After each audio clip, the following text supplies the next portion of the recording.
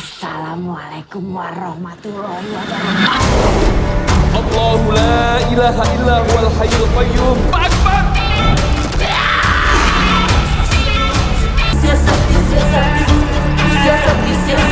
واحد من أقوى أفلام الرعب اللي ممكن تشوفها في حياتك وهو فيلم سجين الأندونيسي.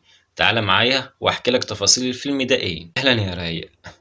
قصة الفيلم دي بتدور عن بنت اسمها أرما، وكانت بتحب ابن عمها جلانج اللي هو أصلا متجوز وعنده أطفال. وعلى الرغم من كده أروى بتفضل مهووسة بحبه، وكانت عايزة تبقى هي البنت الوحيدة اللي في حياته، وما كانش قدامها غير طريقة وحل واحد بس اللي ممكن يحقق لها أمنيتها ديت، وهو السحر الأسود. وفعلا راحت أرما لواحد دجال ومتخصص في السحر، وبتطلب منه ان هو يعمل سحر اسود لابن عمها اللي حرفيا هيدمرهم هما الاتنين، وهي قبله.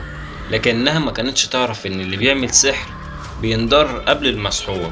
وبعد ما اتعمل السحر بدأ السحر ان هو يستهدف ويهدد حياة أرما، وحرفيا يحول حياتها لجحيم اسود. وبيستمر الفيلم ده في اعمال السحر والشعوذة وتدمير حياة الناس. وزي ما شفنا في الفيلم ان بيتم علاج الممسوسين بالسحر بآيات قرآنية صريحة، وده بقى اللي زاد واقعية الفيلم، لأن طبعا أي سحر أو أي سوء بيخص الإنسان أو بيحصل للإنسان بيتم علاجه بالقرآن الكريم. Assalamualaikum warahmatullahi wabarakatuh. الله لا إله إلا هو الحي القيوم.